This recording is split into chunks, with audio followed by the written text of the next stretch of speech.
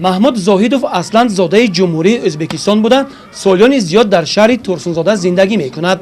در این گوشه کشور او را یکی از آشپزان ماهر نام میبرند، چون که برای پختن یک چند نمود آش پلاو از جمله آش حصاری، سمرقندی، محلی و فرغانگی مهارت خوب دارد. بیشتر آش پلاو را از میوه و گیاهای طبیعی آماده میکند. او طرز تیار نمودن آش با میوه خوش‌طعم بیهی را چنین شرح میدهد. این آش هم فرق ندارد، فقط ما همین آش با بیخی میاندازیم، همین بوی بیخی میبیاد. اول ما روغن میپرتاییم، روغن ما شیرین شد. من اکنون ما اول طرفهای ازبکستان، فرغانه، سمرقند اول گوش دنبه میپرتاییم. خوزی ما اکنون یکم پیاز سرخ کرده، برای که پیاز سرخ میگیره آش رنگش زرد میشه، خوشروی میبراید.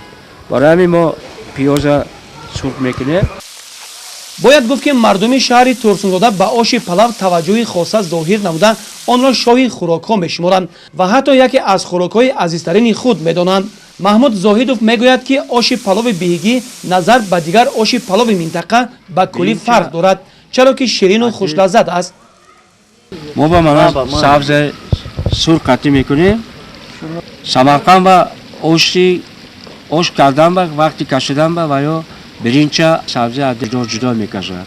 ما من آش آزی کردم که برنج لازر قطع. شهر ما با بسیار همین آش برنج لازر قطع میکنیم.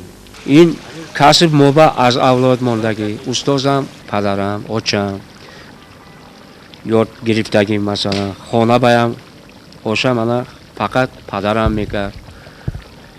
من آزیر من همینجا 3-4 تا شاگرد برآوردیم. من آزیر شاگردا کار کرده است. محمود زاهدوف در فستیوال آزمون شهری و جمهوریوی نانپز و آشپز بهترین نیز اشتراک نمودن صاحب جایهای نمایان گردیده است. از جانب مقامات محلی باشد او را با افتخارنامه و تحفه ها قدردانی کردند.